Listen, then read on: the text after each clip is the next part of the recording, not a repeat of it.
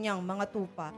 Sa gitna ng kagalakang ito, ipinapakita ng mga palaspas ang pagkilala sa kanya bilang Mesiyas. Bagaman batid ni Jesus na ang mga tinig na ito na nagpupuri ay mapapalitan din ng sigaw ng pag-uusig. Ang imahen ng matagumpay na pagpasok sa Jerusalem ay nasa pangangalaga ni Binibining Nenita Carrion at pamilya.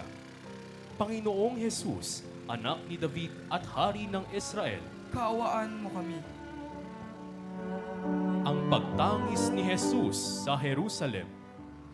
Nang matanaw ni Jesus ang Jerusalem, siya ay tumangis dahil sa matinding habag at panghihinayang sa lungsod.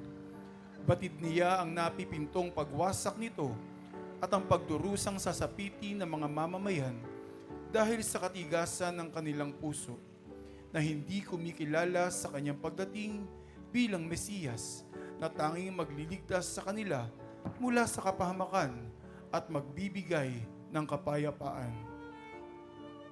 Ang imahen ng pagtangis ni Jesus sa Jerusalem ay nasa pangangalaga ng pamilya Bituin at Nicolas. Panginoong Jesus, Hari ng Kapayapaan, Kaawaan mo kami.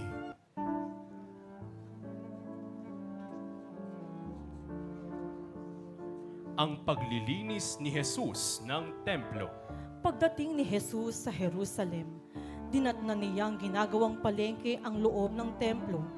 May mga nagtitinda ng baka, tupa at kalapati at mga namamalit ng salapi. Dahil sa banal na puot, gumawa siya ng isang latigong lubid at pinalaya silang lahat. At kanyang sinabi, "Alisin ninyo rito ang mga ito. Huwag ninyong gawing palengke ang bahay ng aking ama."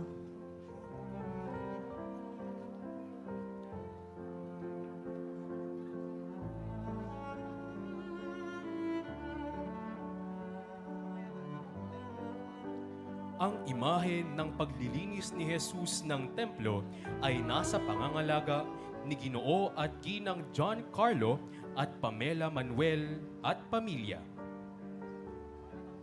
Panginoong Jesus, bukal ng kabanalan ng simbahan, Kaawaan mo kami. ang pamamaalam ni Jesus sa kanyang ina. Ayon sa tradisyon, bago ang kanyang paghihirap, nagtungo si Jesus sa Betanya upang magpaalam sa kanyang ina. Bagaman durog ang puso ni Maria dahil dumating na ang oras na kanyang kinatatakutan, simula pa noong tanggapin niya ang kalooban ng Diyos. Pinili niyang magpakatatag at magtiwala sa plano ng Ama. Nanahan sa kanyang loob ang pag-asang ang bawat latay na tatanggapin ng kanyang anak ay hahantong sa tagumpay ng muling pagkabuhay.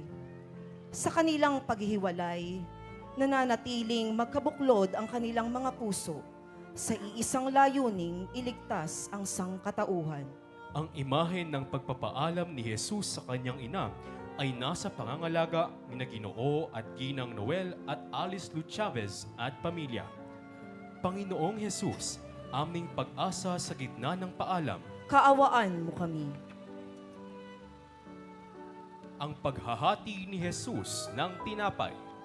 Nang gabing siya'y pinagkanulo, kinuha niya ang tinapay, nagpasalamat sa Ama, hinati ito at ibinigay sa kanila habang sinasabi, "Ito ang aking katawan na ibinibigay para sa inyo." Sa mga katagang ito, itinatag ng Panginoon ang Eucharistia, isang sakramento ng pag-ibig na nagpapakita na ang kanyang buong buhay ay isang pag-aalay para sa lahat. Ang imahen ng paghahati ni Jesus ng tinapay ay nasa pangangalaga ng pamilya Arellano, Burgos at Litao.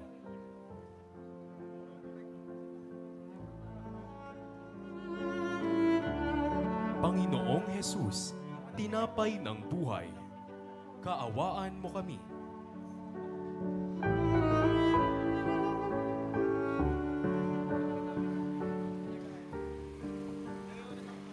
Ang huling hapunan.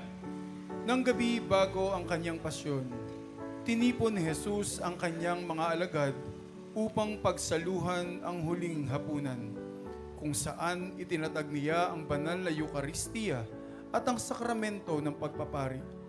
Sa gitna ng hapunan, kinuha ni Jesus ang tinapay, kasunod ang alak at nagpasalamat, at ibinigay ito sa kanyang mga alagad na kapwa naging kanyang ganap na katawan at dugo. Iniutos din niya sa kanyang mga alagad na gawin ninyo ito bilang pag-aalala sa akin, na hudyat ng bagong tipan at pagiging tanging daan sa pakikipagkasundo. Ang imahen ng huling hapunan ay nasa pangangalaga ni Ginoo at Albert Katipunan. Panginoong Hesus,